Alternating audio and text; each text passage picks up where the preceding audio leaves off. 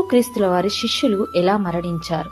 మత్తాయి ఐథియోపియాలో చంపబడుట ద్వారా హతసాక్షి అయ్యాడు.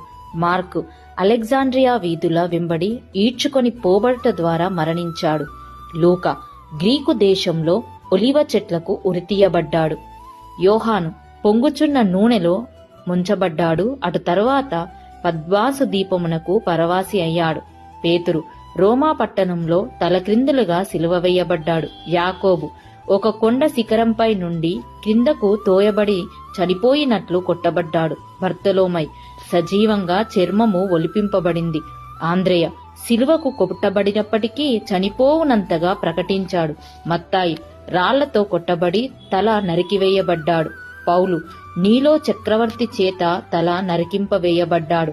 తోమ బాణము విసురుట ద్వారా చెన్నై ఇండియాలో మన చేత చంపబడ్డాడు. యాకోబు తల నరికివేయబడ్డాడు. సీమోను సిలువ వేయబడ్డాడు. అందరూ దేవుని కొరకై మరణించారు. మరి మనం దేవుని కొరకు ఏం చేస్తున్నాం ఆలోచించాలి.